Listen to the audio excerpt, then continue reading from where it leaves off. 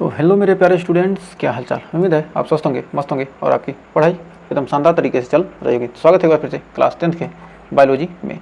तो chapter number 6 हम पढ़ रहे हैं, बायोलॉजी का चैप्टर नंबर 1 जो है हमारा जैव प्रक्रम। तो आज हम पढ़ने वाले हैं रेसिप्रेशन, यानी श्वसन होता क्या है। तो श्वसन के बारे में हम बहुत शानदार तरीके से चर्चा करने वाले हैं। तो जानते हैं श्वसन और सांस लेने में अंतर क्या होता है। तो श्वसन जो होता है हमारा, इसमें हम क्या करते हैं, इसमें भोजन से ऊर्जा मुक्ति करना क्या कहलाता है, हमारा श्वसन कहलाता है। जबकि सांस लेने में हम क्या करते हैं, हम CO2 को बाहर करते हैं और ऑक्सीजन को क्या करते हैं, हम ग्रहण करते हैं। तो सांस लेना क्या है, CO2 बाहर निकालना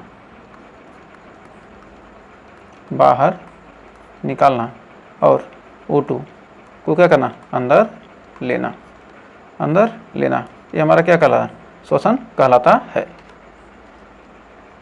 तो सांस लेना हम कह सकते हैं कि जब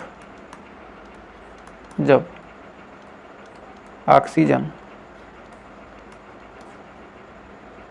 ग्रहण करना और जब ऑक्सीजन को क्या करना है, ग्रहण करना और CO2 को क्या करना, बाहर निकाला जाए। जब ऑक्सीजन को ग्रहण किया जाए, जब ऑक्सीजन को ग्रहण किया जाए वह CO2 को क्या किया जाए, बाहर निकाला जाए।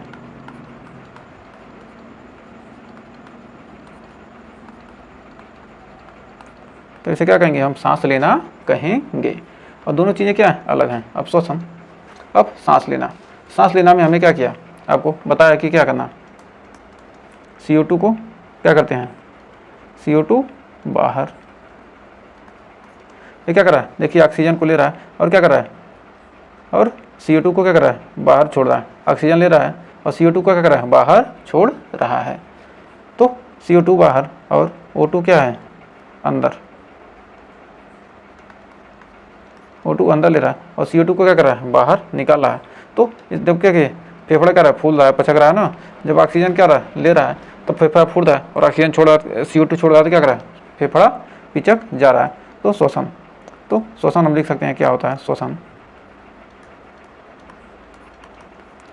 हम कह सकते हैं भोजन से क्या होती है, श्वसन में क्या होती है, भोजन से ऊर्जा क्या होती है, मुक्ति करना क्या कहलाता है, श्वसन कहलाता है। मुक्ति करना, भोजन से क्या करना, ऊर्जा को मुक्ति करना ही क्या कहलाता है, निर्मुक्त करना। ऊर्जा निर्मुक्त करना क्या कहलाता है, श्वसन कहलाता है। तो भोजन से ऊर्जा कैसे मिलती है हमको, जब भोजन में क्या होता है, ग्लूकोज। भोजन में क्या आता है, ग्लूकोज। भोजन में जो ग्लूकोज क्या होता है, ग्लूकोज किस में पता चलता है, पाइरूवेट में। जो भोजन है, ग्लूकोज है क्या बन गया, पाइरूवेट बन गया। और ग्लूकोज का पाइरूवेट में बनना ये क्या कहलाता है, ग्लाइकोलिसिस।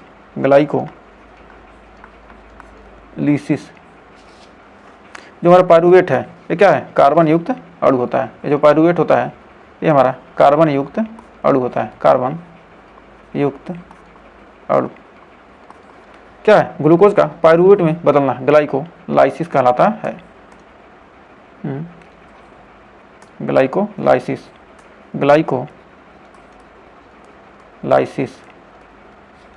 ग्लूकोज का पाइरूवेट में बदलना क्या कहलाता है, ग्लाइकोलाइसिस।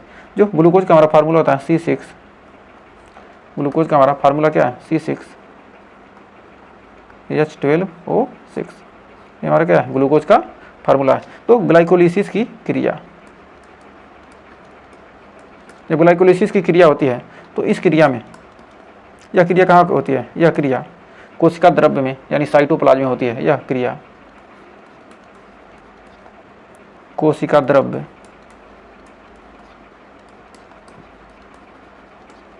यानी कि साइटोप्लाज्म में होती है। साइटोप्लाज्म में होती है, कोशिका द्रव्य में होती है। यह क्रिया कहाँ होती है, कोशिका द्रव्य में होती है। जब यह क्रिया कोशिका द्रव्य में होती है तो जानते हैं श्वसन दो प्रकार का होता है, एक वायवीय अवायवी और वायवी। अवायवी में क्या होता है, इसे क्या कहते हैं, अनाक्सी। इसे हम कहते हैं अवायवीय श्वसन को हम क्या कह सकते हैं, इसको हम कह सकते हैं अनाक्सी श्वसन। अनाक्सी मतलब क्या हो, जिसमें ऑक्सीजन अनुपस्थित हो, मतलब क्या अनुपस्थित, वायु मतलब वायु अनुपस्थित हो, अनाक्सी श्वसन, O2 की अनुपस्थिति, O2 की अनुपस्थिति, अनुपस्थिति मतलब क्या हो, ऑक्सीजन उपस्थित न हो। ऑक्सीजन की अनुपस्थिति में क्या होता है, हमारा अवायवीय श्वसन होता है। और ये जो अवायवीय श्वसन है O2 की उपस्थिति में होता है, O2 की उपस्थिति में होता है। इसे हम क्या कहते हैं, अनाक्सी श्वसन, इसे हम क्या कहते हैं, आक्सीय श्वसन,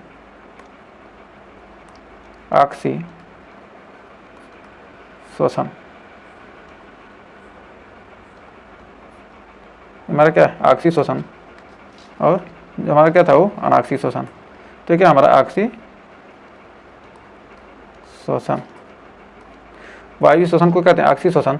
इसमें क्या होती है, ऑक्सीजन की उपस्थिति, ऑक्सीजन उपस्थित है क्या कहेंगे आक्सीय, और ऑक्सीजन अनुपस्थित है क्या कहेंगे अनाक्सीय। तो हमारा जो पायरुवेट है, जो कहता है हमारा ग्लूकोज बनता है, ग्लूकोज बनेगा तो क्या होगा पायरुवेट, पायरुवेट में भी क्या होगा, ग्लाइकोलिसिस की क्रिया में क्या होगा, ये श्वसन की क्रिया में ही होता है। जब श्वसन की क्रिया में क्या होगा, जब पायरुवेट बनेगा तो अवायवीय श्वसन में, जो हमारा जब अवायवीय श्वसन होगा जिसमें क्या होगा, ऑक्सीजन उपस्थित नहीं होगा, अवायवीय श्वसन। पायरुवेट में क्या, अवायवीय श्वसन में क्या क्या बनते हैं, क्या क्या क्रिया होती है, और वायु श्वसन के द्वारा पायरुवेट से में क्या क्या क्रिया होती हैं। तो अवायवीय श्वसन में, अवायवीय श्वसन में क्या होता है, इसमें ऑक्सीजन की अनुपस्थिति होती है, O2 की अनुपस्थिति, अनुपस्थिति में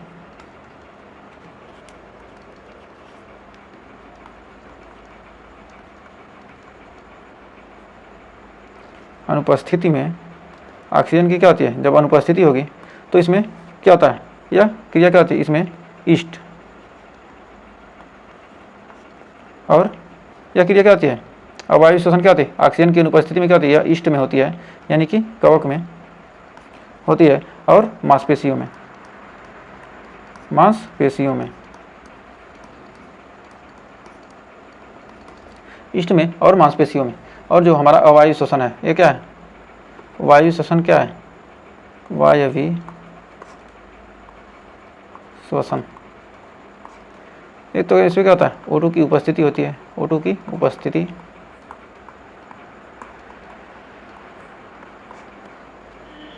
O2 की उपस्थिति।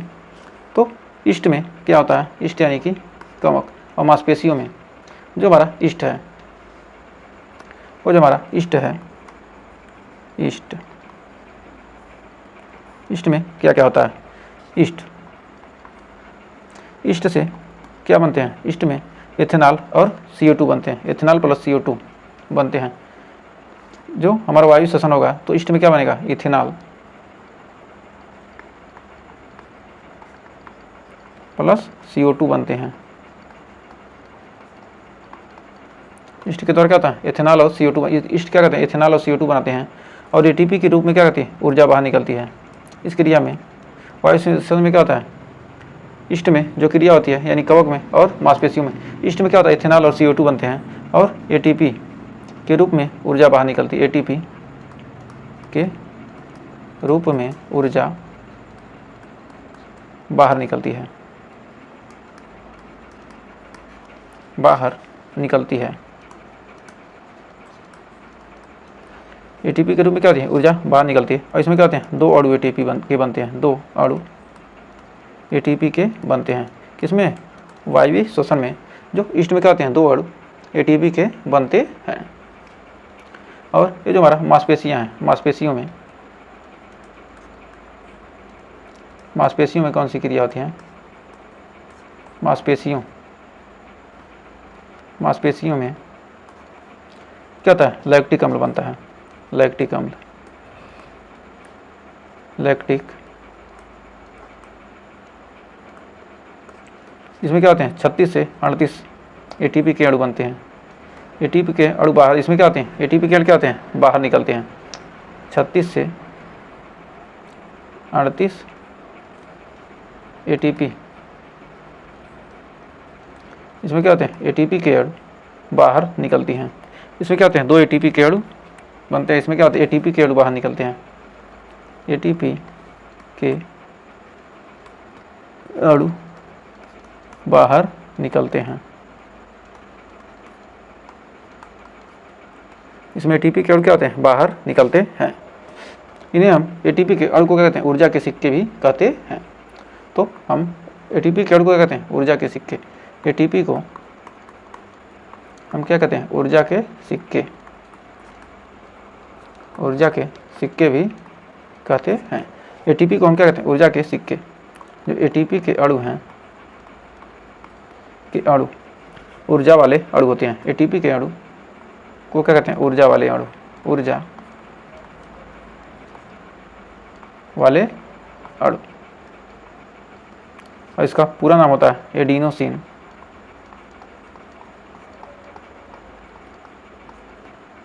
एडिनोसिन ट्राइफॉस्फेट, ट्राइफॉस्फेट,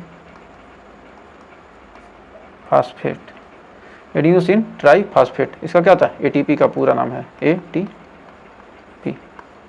का पूरा नाम क्या है एडिनोसिन ट्राइफॉस्फेट। ये क्या होते हैं ऊर्जा के सिक्के, क्या होते हैं ऐसे बंडल के रूप में होते हैं। तो हमारी बॉडी में, तो आइए थोड़ा रिवीजन देख लेते हैं, हल्का सा इम्पोर्टेंट पॉइंट लिख सकते हैं। तो हमारी बॉडी में 90% ऊर्जा ATP से क्या होती है मिलती है। हमारी बॉडी को 90% ऊर्जा क्या होती है ATP से मिलती है। बॉडी को, हमारी बॉडी को BOD, बॉडी को 90% ऊर्जा, 90% ऊर्जा किससे मिलती है ATP से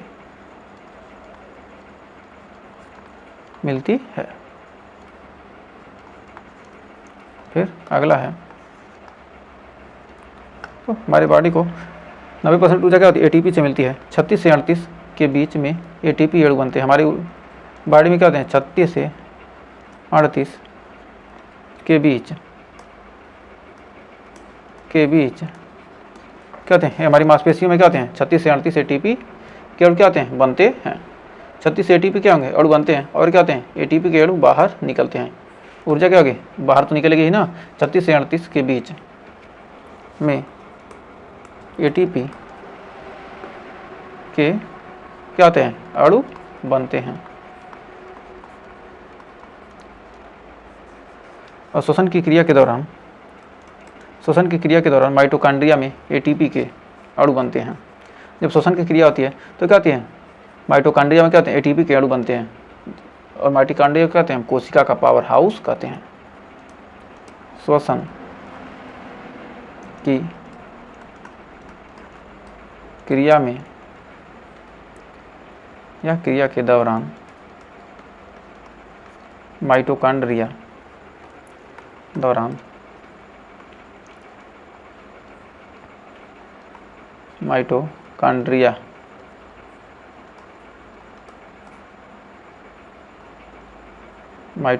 में ATP के अणु बनते हैं। और इस माइटोकॉन्ड्रिया को क्या कहते हैं, इसे हम कहते हैं कोशिका का पावर हाउस, कोशिका का पावर हाउस।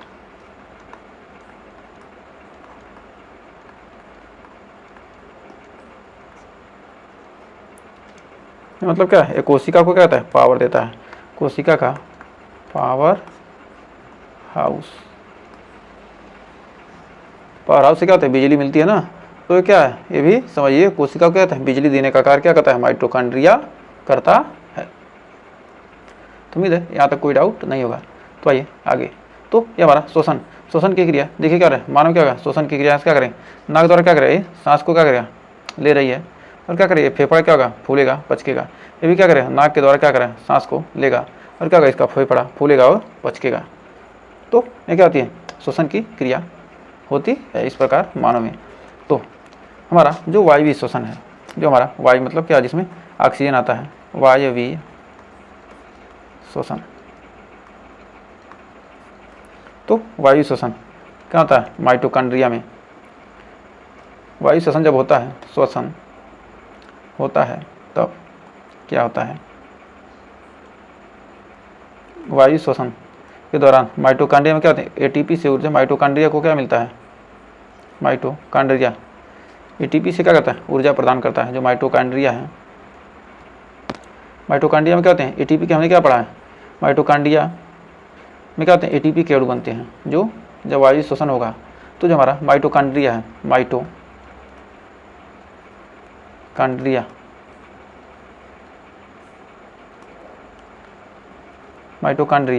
में क्या होते हैं? माइटोकॉन्ड्रिया से एटीपी के अणु, एटीपी क्या है? एटीपी क्या करते हैं? ऊर्जा प्रदान करते हैं, ऊर्जा प्रदान करते हैं। तो हमारा जो वायु श्वसन है, वायु श्वसन क्या होता है? ऑक्सीजन की O2 की उपस्थिति में। वायु श्वसन हमारा क्या होता है? O2 की उपस्थिति में।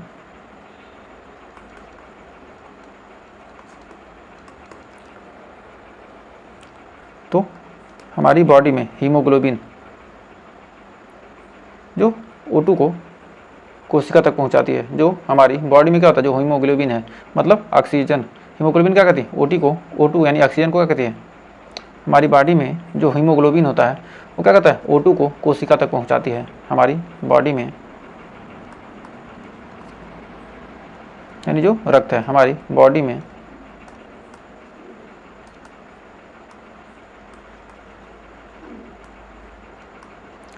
में हीमोग्लोबिन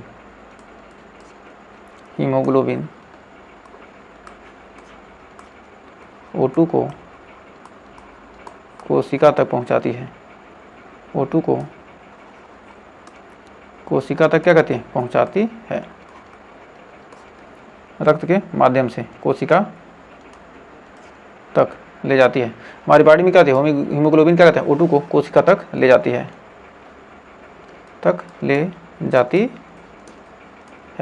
यानी जो हीमोग्लोबिन है क्या करती है? O2 का परिवहन करती है, O2 का परिवहन करती है।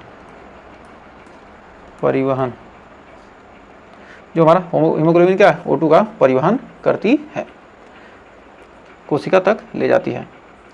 तो हमारा जो अब कह सकते हैं, तो हमें क्या कहा? पावर हाउस यानी कोशिका का पावर हाउस किसे कहते हैं? माइटोकॉन्ड्रिया को। माइटोकॉन्ड्रिया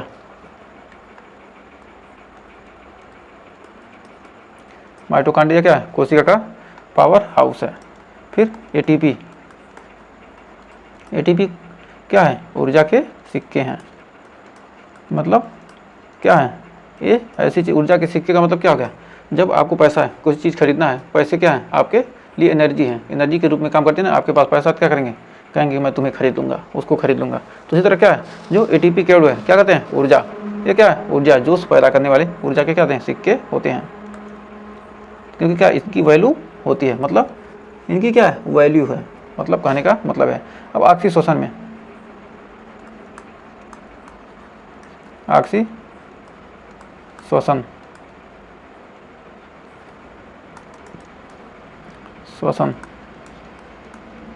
में O2 होता है कि नहीं होता है? कि अवायवीय श्वसन में, अवायवीय श्वसन में O2 होता है। तो दोनों में से कौन सा सही है? तो ऑक्सी में क्या होता है? मतलब ऑक्सीजन उपस्थित है। अवायवीय मतलब वायु उपस्थित नहीं, अ लग गया तो क्या हो गया? ये हो गया गलत। तो हमारा कोशिका द्रव्य में क्या होता है? ग्लाइकोलिसिस। जो हमारा कोशिका द्रव्य है, कोशिका द्रव्य में कौन सी क्रिया होती है?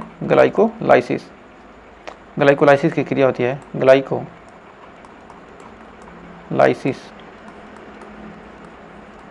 कोशिका द्रव्य में ग्लाइकोलाइसिस की क्रिया होती है, जिसमें क्या होता है? ग्लूकोज किस में बदलता है? पाइरूवेट में। ग्लाइकोलाइसिस की क्रिया होती है। ग्लाइकोलाइसिस में क्या होता है, ग्लूकोज क्या होता है, पाइरूवेट में बदलना क्या कहलाता है, ग्लाइकोलाइसिस की क्रिया कहलाती है। ग्लूकोज का पाइरूवेट में बदलना क्या कहलाता है, ग्लाइकोलाइसिस कहलाता है। तो अब देखते हैं ये वायवीय शोषण होता क्या है। तो अब तक हमने वायु शोषण अवायु शोषण देखा है, तो उसको अब हम क्या करते हैं, लिखेंगे कैसे। तो आइए यहाँ पर देखते हैं। यह शोषण क्रिया ऑक्सीजन यानी वायु की उपस्थिति में होती है, इसलिए इसे ऑक्सी या वायु शोषण कहते हैं। अधिकांश जीवधारियों में जैसे मनुष्य, पेड़ पौधे आदि में इसी प्रकार का शोषण होता है। वायु शोषण में ग्लूकोज क्या कहता है, ऑक्सीकरण द्वारा पूर्ण रूप से CO2 तथा जल वाष्प में क्या होता है, विघटित हो जाता है। जब क्या करें, इसमें ग्लूकोज क्या होगा, ग्लाइकोलाइसिस की क्रिया में क्या बनेगा, पाइरूवेट अम्ल बनेगा। मतलब एक अणु क्या है, ग्लूकोज का क्या करेगा, कोशिका द्रव्य में ग्लाइकोलाइसिस की क्रिया होगी तो क्या होगा, पाइरूवेट अम्ल बनेगा। कितने अणु, 2 अणु। अब इसका क्या होगा, O2 यानी क्रेब्स चक्र में ऑक्सीजन यानी माइटोकॉन्ड्रिया में क्या होगा, इसमें कार्बन डाइऑक्साइड निकलेगा और जल के अणु बनेंगे और 38 ATP यानी ऊर्जा के अणु क्या होंगे, बनेंगे। फिर अवायु शोषण यह क्रिया ऑक्सीजन यानी वायु की अनुपस्थिति में होती है। हमने जो चीज़ें बताई है वही क्या किया यहाँ पर हमने लिखा है। तो यहाँ पर वायवीय शोषण, वायु मतलब क्या हो गया, ऑक्सी शोषण।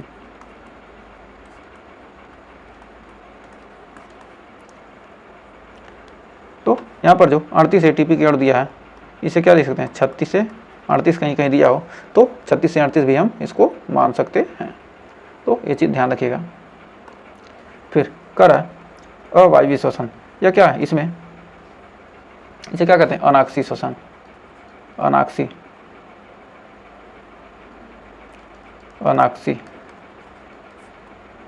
शोषण। अवायु मतलब अनाक्सी मतलब क्या है, वायु की अनुपस्थिति में, इसलिए इसे अवायवीय या अनाक्सी शोषण कहते हैं। सूक्ष्मदर्शी जीव जैसे ईस्ट तथा कुछ जीवाणु अवायवीय शोषण द्वारा ऊर्जा उत्पन्न करते हैं।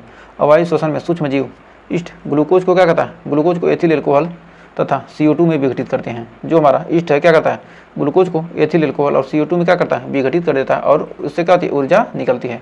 और यह ऊर्जा बहुत कम होती है जो ATP के रूप में क्या होती है, संचित होती है। और इस प्रक्रम को क्या कहते हैं, हम किण्वन यानी फर्मेंटेशन कहते हैं। ग्लूकोज क्या होगा, ग्लाइकोलाइसिस की क्रिया कोशिका द्रव्य में होगा और क्या होगा, पाइरूवेट बनेगा। और पाइरूवेट जो क्या होगा, ऑक्सीजन की अनुपस्थिति में क्या होगा, यह ईस्ट में क्या होगा, किण्वन होगा। और किण्वन जब होगा तो क्या बनेगा, एथिल अल्कोहल बनेगा और कार्बन डाइऑक्साइड बनेगा और 2 ATP के क्या होंगे, अणु बनेंगे, यानी 2 ATP के क्या अणु बनेंगे। तो उम्मीद है वायु और अवायु शोषण आपको अच्छे से क्लियर हो गया होगा। जो हमारा एथिल अल्कोहल है, जो हमारा C2H5OH है, तो देखिए हमारा जो एथिल अल्कोहल है वो क्या हो रहा है, एथिल अल्कोहल और CO2 किस में निकल रहे हैं, एथिल अल्कोहल और CO2। अवायु शोषण में क्या है, ग्लूकोज को एथिल अल्कोहल में और CO2 में क्या होता है, विघटित हो जा रहे हैं। तो यह जो हमारा C2H5OH यानी क्या हमारा एथिल अल्कोहल और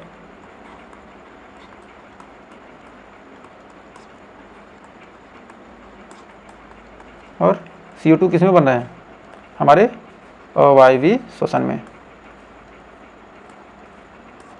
अवायवीय शोषण में क्या बन रहे हैं, हमारा एथिल अल्कोहल और CO2 बन रहा है। और CO2 और जल, और जो हमारे ऑक्सी शोषण में क्या होते हैं, CO2 प्लस जल। जो ऑक्सी शोषण में क्या होता है,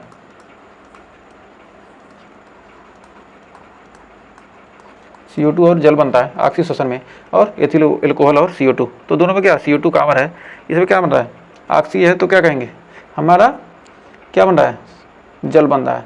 और अवायवीय यानी अनाक्सी है तो क्या कहेंगे, हम एथिल अल्कोहल बन रहा है। और ईस्ट में कितने ऊर्जा के अणु यानी 2 ATP के अणु बनते हैं। और वायवीय में यानी ऑक्सी शोषण में 36 से 38 यानी वायवीय शोषण में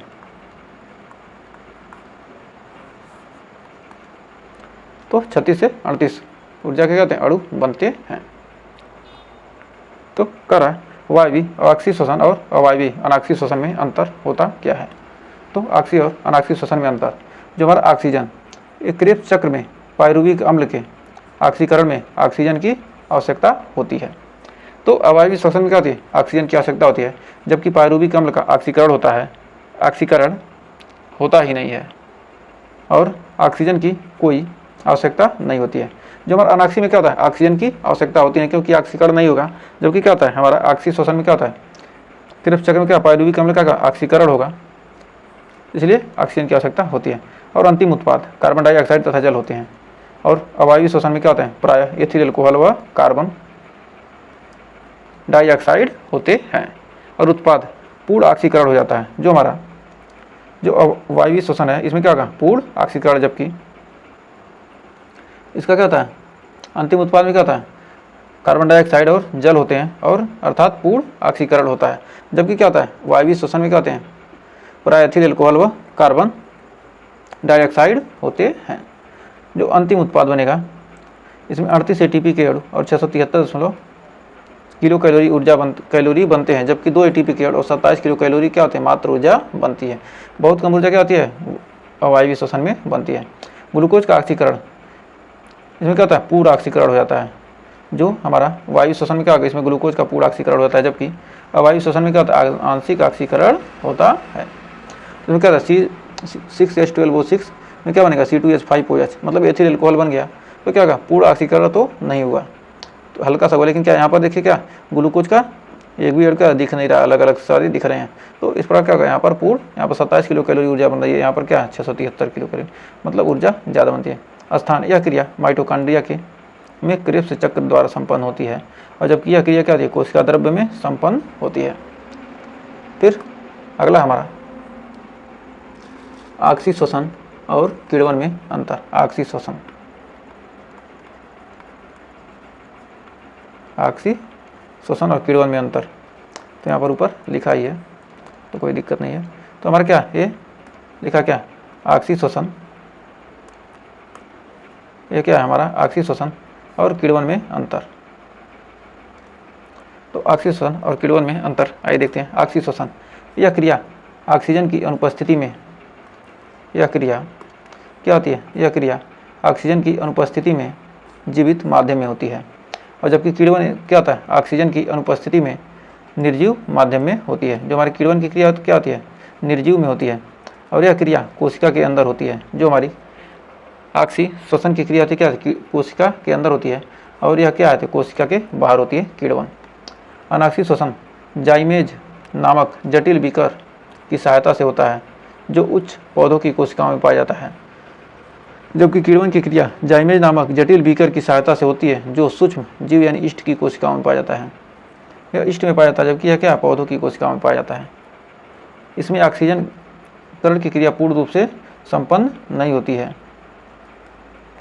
और इस कारण से एक माध्यम यौगिक एथिल अल्कोहल बनता है तथा अल्प मात्रा में ऊर्जा बनती है अनाक्सी में। जबकि इसमें ऑक्सीकरण की क्रिया पूर्ण रूप से होती है, जो किण्वन होगा। इसमें क्या होगा, फर्मेंटेशन में क्या होगा, पूर्ण रूप से ऑक्सीकरण होता है, संपन्न। क्या इसमें भी क्या होगा, इसमें भी ऑक्सीकरण की पूर्ण रूप से संपन्न नहीं होती। दोनों में क्या होगा, ऑक्सीकरण पूर्ण संपन्न नहीं होता, लेकिन इस कारण में एक माध्यमिक यौगिक एथिल अल्कोहल बनता है। और इसमें क्या होता है, माध्यमिक अल्कोहल एथिल अल्कोहल बनता है, लेकिन क्या होता है, इसमें कम मात्रा में ऊर्जा उत्पन्न होती है तथा अन्य रसायन भी बनते हैं। जो किण्वन है, क्या किण्वन में अन्य रसायन भी बनते हैं।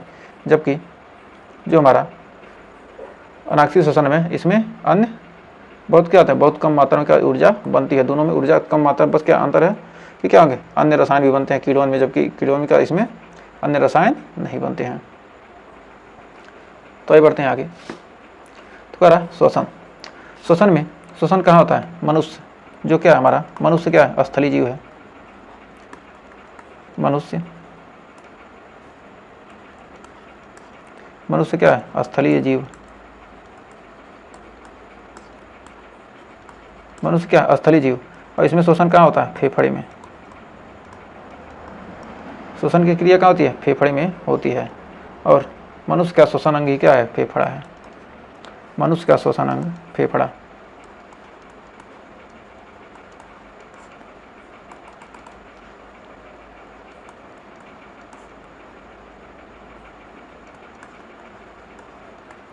मनुष्य का श्वसन अंग क्या है, फेफड़ा। मनुष्य का श्वसन अंग क्या है, मनुष्य स्थलीय जीव है। इसमें क्या होता है, फेफड़े में फेफड़ा होता है, और मनुष्य का श्वसन अंग क्या है, फेफड़ा है। तो उम्मीद है यहाँ तक आपको कोई डाउट नहीं होगा। तो मानव का श्वसन तंत्र, तो मानव का श्वसन तंत्र, श्वसन अंग क्या है, फेफड़ा। और क्या है, मनुष्य क्या है, स्थलीय जीव है। तो क्या यहाँ पर फेफड़ा दी गई है, इसमें क्या क्षुद्रिकाएँ दी गई हैं। तो मनुष्य क्या है, एक स्थलीय जीव है, या क्या है, स्थलीय जीव। मनुष्य क्या है, एक स्थलीय जीव। इसमें क्या होता है, श्वसन अंग पाया जाता है। इसमें क्या होता है, श्वसन अंग होता है। श्वसन अंग क्या है, फेफड़ा है, फेफड़े। मनुष्य का श्वसन अंग क्या है, फेफड़े, यही तो है जो ये फेफड़ा है। यहाँ से क्या होगा, ये नासा द्वार है, यहाँ से क्या करेगा, वायु को अंदर लेगा, और ये क्या होगी, हमारी श्वास नली है, इससे क्या होती है, वायु क्या आगे फेफड़े में पहुँचेगी। तो यहाँ पर देखिए ये क्या करे, यहाँ से क्या है, यहाँ से ऑक्सीजन ली, और क्या होगा, यहाँ से CO2 बाहर निकला, फिर ऑक्सीजन ले रही है, फिर CO2 बाहर निकला, फिर ऑक्सीजन ले रही है, फिर CO2 बाहर निकला, ऑक्सीजन ली, CO2 बाहर निकला, फिर ऑक्सीजन ली, CO2 बाहर निकला। तो यह क्रिया क्या होती है, हमेशा चलती रहती है। तो यहाँ पर करा नाक या नासिका, ये नासा द्वार, फिर होती है श्वास नली, क्या होती है, नाक या नासिका से क्या करते हैं, हम सांस को लेते हैं, और क्या होती है, श्वास नली से होती हुई कहाँ तक पहुँची है, श्वसनी में, श्वसनी से पहुँचती है, क्या कहती है, श्वसनिकाएँ में पहुँचती है, और श्वसनिकाएँ से क्या होती हैं, ये कूपिका यानी फेफड़े में कूपिका होती है, वहाँ पर पहुँचती है। तो ये हमारा क्या है, एक तंत्र होता है, ये हमारा क्या है, एक प्रकार का क्या है, तंत्र है, इसे क्या कहेंगे, श्वसन तंत्र कहते हैं। तो नाक से, नाक या नासिका, नासा द्वार द्वारा, ये नाक या नासिका, नासा द्वार में क्या होते हैं, बाल, बाल होते हैं, जिसे क्या कहते हैं, म्यूकस। नाक में कहते हैं बाल होते हैं, उनको क्या कहते हैं, छोटे छोटे बाल होते हैं, जो ये इनका काम क्या होता है, जो बाल यानी म्यूकस हैं, इनका काम क्या होता है, धूल मिट्टी के कण वायु के क्या, वायु से क्या कहते हैं, अलग कर देते हैं। जब हम क्या कहते हैं, सांस लेते हैं तो क्या उसमें कुछ क्या होती हैं, धूल मिट्टी के कण होते हैं, वो क्या कहते हैं, उनको अलग कर देते हैं। तो इसमें क्या होते हैं, म्यूकस। यहाँ पर देखिए क्या है, इसमें दिखाया गया है ना, छोटे छोटे क्या है, बाल हैं, तो इसमें बाल दिखाए गए हैं। तो बाल यानी बाल, बाल का काम क्या होता है, तो मैंने बाल लिख दिया है ना। बाल का काम क्या है, धूल मिट्टी के कण वायु से अलग कर देती है, वायु से अलग कर देती है। धूल मिट्टी के कण को क्या करेगी, वायु से अलग कर देगी। और इसका काम क्या है, O2 गैस को क्या करना, अंदर लेना, और CO2 को बाहर निकालना। O2 गैस अंदर, और क्या होता है, CO2 गैस बाहर निकलती है, इसी के द्वारा, नाक या नासिका के द्वारा गैस, CO2 गैस बाहर निकलती है।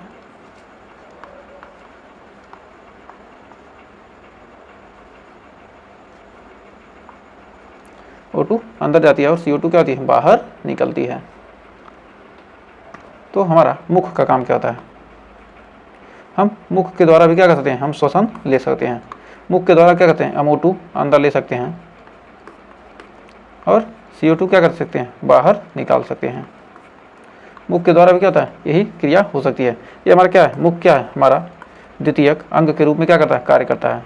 द्वितीयक, मान लीजिए कभी की जरूरत पड़े तो क्या है, हम जब क्या करते हैं, जब हम थोड़ा दौड़ देते हैं तो क्या होता है, हम हमारा क्या होता है, नाक से सांस नहीं ले पाते हैं, तो हम क्या कहते हैं, हमारा मुंह खोल देते हैं, मुंह बंद नहीं कर पाते हैं, और कहते हैं मुंह से भी हम क्या कहते हैं, सांस लेते हैं, जिससे क्या होता है, हमारे सांस की क्या होती है, पूर्ति होती है। ये क्या है, द्वितीयक अंग के रूप में कार्य। श्वसन, जब भी आप क्या करेंगे, दौड़ लगा देंगे, ज़्यादा मेहनत कर देंगे, तो आपको क्या होगा, सांस फूलने लगेगा। जब सांस फूलने लगता है क्या करते हैं, आप मुख से भी सांस लेते हैं। तो इस प्रकार हम कह सकते हैं कि क्या है, जो हमारा मुख है वो भी क्या करता है, ऑक्सीजन को अंदर लेकर CO2 को बाहर निकालता है। यह द्वितीयक अंग के सेकेंडरी ऑर्गन के रूप में क्या करता है, कार्य करता है। तो हमारी श्वास नली, जो हमारी श्वास नली है, इसमें क्या होती है, एक यहाँ पर उपास्थि है। देखिए क्या है, हमारी श्वास नली में क्या है, ये उपास्थि है। ये जो हमें कार्य है हमारी क्या है, ये उपास्थि है। ये क्या होती है, जब हम सांस लेते हैं तो क्या होगा, ये पचक जाएगी। जब सांस ले लेंगे क्या अंदर सांस चला जाएगा तो क्या पचक जाएगा, और जब बाहर निकलेगा तो फूल जाएगा। तो ये कहते हैं, इसे क्या कहते हैं, उपास्थि वलय कहते हैं। तो हमारा, तो आइए श्वसन अंग बनाते हैं। फेफड़े को कैसे बनाएंगे, एक सेकंड मिट जा। तो इसको बनाने के लिए हम यहाँ से बनेगा ऐसे। ये क्या है, यहाँ पर हम क्या आती हैं, ये क्या आती हैं, उपास्थियाँ होती हैं। और इस प्रकार हमारा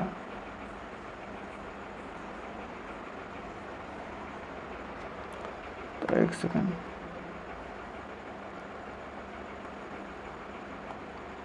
और क्या हो गया, फेफड़े का इसी तरह से, एक सेकंड कैसे बनेगा,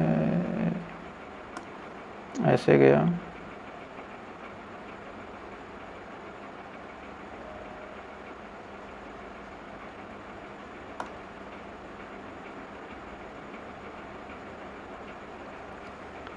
तो इस प्रकार ये बन गया। तो यहाँ से क्या गया, ऐसे ऐसे, ये क्या है, इसमें बहुत सारे बोले होते हैं। तो हमारा क्या है, एक छोटा होता है, एक थोड़ा बड़ा होता है। तो इसको थोड़ा सा छोटा बनाते हैं। तो एक आती है हमारी उपास्थि होती हैं, ये उपास्थि होती हैं, उपास्थि वलय, इन्हें क्या कहते हैं, उपास्थि वलय कहते हैं। और इनकी संख्या कितनी होती है, 9। तो संख्या होती है कितनी, 9। उपास्थि वलय की संख्या होती है 9। तो यहाँ पर जो हमारा इनका जो उपास्थि वलय है, उपास्थि वलय, उपास्थि वलय, इनकी संख्या कितनी, 9। संख्या 9। और इनका कार्य क्या है, कार्य श्वास नली को आपस में चिपकने से क्या करती है, रोकती हैं। जो हमारी क्या है, ये कोशिका होती हैं, क्या करती हैं, श्वास नली को क्या करती हैं, आपस में चिपकने से रोकती हैं। तो ये क्या है, ये हमारी श्वास नली को आपस में चिपकने से रोकती है। श्वास नली को, श्वास नली को आपस में चिपकने से रोकती है। नली को आपस में चिपकने से रोकती है, आपस में चिपकने से रोकती है।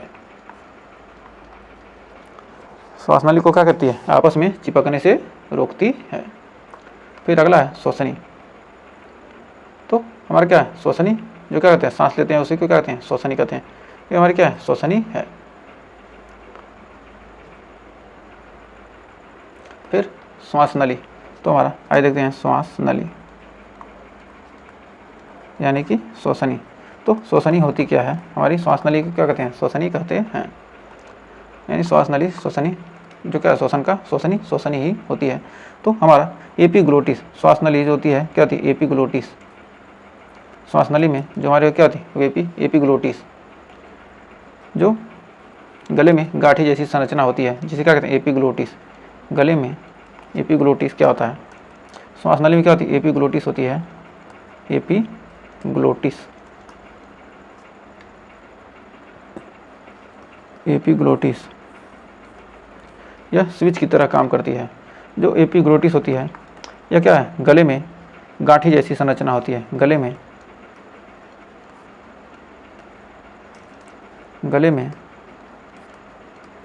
गाठी जैसी क्या होती है, संरचना होती है। गाठी जैसी संरचना होती है, गाठी जैसी संरचना होती है। और क्या होती है, एपिग्लोटिस क्या होती है, स्विच की तरह कार्य करती है।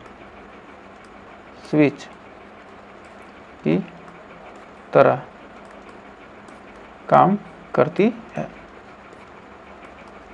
जो एपिग्लोटिस होती है क्या होती है, स्विच की तरह कार्य करती है। और इसका कार्य क्या है, भोजन को भोजन नली, श्वसन को श्वसन नली में भेजना। ये कहते हैं स्विच की तरह कार्य करती है। वो क्या कहती है, भोजन को भोजन नली में और श्वसन को क्या कहती है, श्वसन नली में भेजती है। भोजन को भोजन नली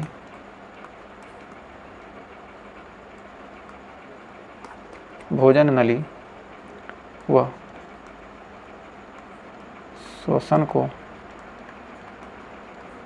श्वसन नली में क्या होती है, भेजती है।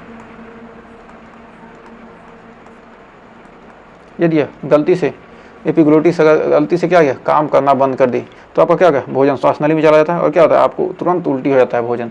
तो यही कारण है, आपको उल्टी आने का कारण क्या है, कभी कभी भोजन क्या होगा, वो कन्फ्यूज हो जाएगा बंद करना कि सांस आ रहा है कि भोजन आ रहा है, क्या जाती है, कन्फ्यूज हो जाती है, तो क्या होता है, आपको उल्टी तुरंत हो जाता है। तो आइए, तो यहाँ पर जो हमारा हीमोग्लोबिन ऑक्सीशोषण में क्या होता है, ऑक्सीशोषण हमारा हीमोग्लोबिन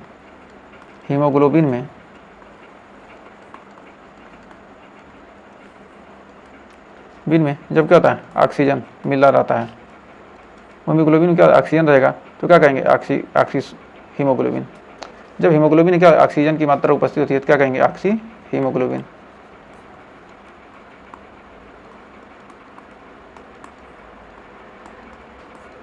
और जब हीमोग्लोबिन में CO2 की मात्रा होगी, हीमोग्लोबिन में प्लस CO2 को क्या कहेंगे हम, carboxy haemoglobin. Carboxy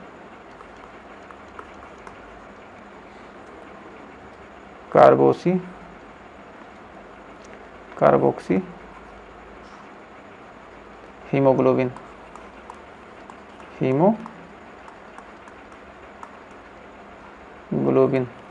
carboxy haemoglobin कहेंगे। तो आइए बढ़ते हैं आगे। अब श्वसन वर्णक, जो श्वसन वर्णक होता है, जो हीमोग्लोबिन है क्या है, श्वसन वर्णक है। यह क्या करता है, रक्त को लाल रंग क्या करता है, प्रदान करता है। जो हीमोग्लोबिन है, हीमोग्लोबिन ये हमारा क्या है, श्वसन वर्णक है।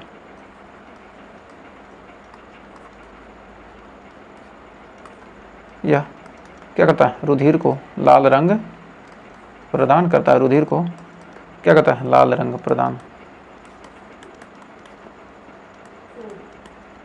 यह रुधिर को क्या करता है, लाल रंग प्रदान करता है। यह ऑक्सीजन, इसमें क्या होता है, ऑक्सीजन उपस्थित होता है रुधिर में उपस्थित। हीमोग्लोबिन O2 को कोशिकाओं तक क्या करता है, पहुंचाता है। हीमोग्लोबिन क्या है, O2 रुधिर में उपस्थित जो भी क्या होती है, ऑक्सीजन होती हैं, हीमोग्लोबिन O2 को क्या करता है, कोशिकाओं को पहुंचाता है। रुधिर में उपस्थित हीमोग्लोबिन, रुधिर में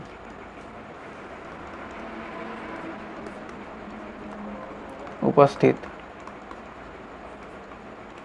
हीमोग्लोबिन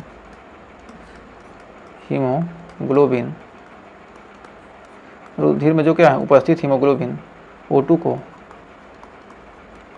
कोशिकाओं तक पहुंचाता है। O2 को कोशिकाओं तक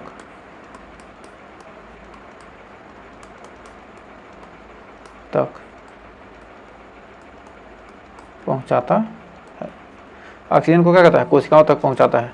ऑक्सीजन का मतलब क्या है, यह ऑक्सीजन का क्या कहता है, परिवहन करता है। ऑक्सीजन का परिवहन